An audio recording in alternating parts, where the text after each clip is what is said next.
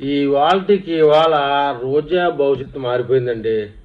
RK నుంచి చంద్రబాబు నాయుడికి పవన్ కళ్యాణ్కి ఫోన్లు చేశారు. రోజాని మీరు కట్టడి చేస్తారా లేదా నన్ను చూసుకోమంటారా, మీ ప్రభుత్వం మంచి ప్రభుత్వము బుద్ధిమంతుడు ప్రభుత్వం అని పేరు తెచ్చుకోవడం కోసం నాలాంటి వాళ్ళని కించపరుస్తూ మాట్లాడితే ఊరుకునేది లేదని చెప్పేసి ఫోన్లో మాట్లాడడం అయితే జరిగింది. అయితే ఈ విషయానికి ఇక ఆమె మీద ఉన్నటువంటి పాత కేసులన్నీ తిరగదొడ్డానికి తయారవుతూ ఉన్నట్టుగా సమాచారం. దాని విషయాలు ఇప్పుడు మనం పూర్తిగా తెలుసుకుందామండి. నిన్న వైసీపీ పేటీఎం సునకాలు మరియు వైసీపీ బూత్ నాయకులు రోజాతో కలిపి ఏబిఎన్ మీద దాడి అంటూ రాధాకృష్ణ వేమూరి అనే వ్యక్తితో కొరువుతో తలగొక్కున్నట్టుగా వాళ్ళ పని వాళ్ళు చేసుకున్నారు.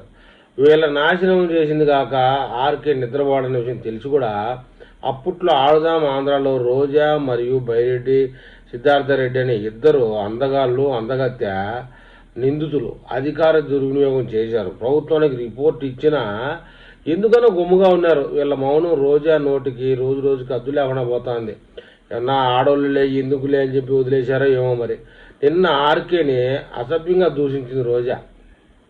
ఆర్కేని అభ్యంతరకరంగా మాట్లాడాడు అంటూ వీళ్ళు అంతకు మించి అభ్యంతరకరంగా మాట్లాడారు. ఆడుదాం ఆంధ్రాలో దాదాపు 60 కోట్ల అవినీతి జరిగిందని ఇప్పటి వరకు కోల్డ్ స్టోరేజ్లో ఉన్న రిపోర్టు ప్రభుత్వానికి జరిగింది. కోల్డ్ స్టోరేజ్లో రోజా మహిళలే ఎందుకులే మహిళని అరెస్ట్ చేస్తే మన ప్రభుత్వం ముందుగానే మంచి ప్రభుత్వము ముద్దు నిద్ర ప్రభుత్వము అనే పేరుంది, అది ఎందుకు పోవాలి అని చెప్పేసి ఆడబెట్టిన రిపోర్ట్ అది ఇప్పుడు కదిలింది. ఈరోజు ఆంధ్రజ్యోతిలో ప్రధాన వార్త అదే. దాన్ని బైరెడ్డి రాజశేఖర రెడ్డి అటు రోజా వాళ్ళిద్దరికీ సహకరించిన ఐఏఎస్లో ముగ్గురు మీద కూడా ఎప్పుడు చర్యలు తీసుకుంటారని ఏబిఎన్ నిలదీసి ఫోన్లలో గట్టిగా మాట్లాడాడు. ఏబిఎన్ ఆర్కే ఇంకా నిద్రపోయే పరిస్థితి లేదు. అతన్ని గెలికి వీళ్ళ పతనాన్ని వీళ్ళే కొని తెచ్చుకున్నారు.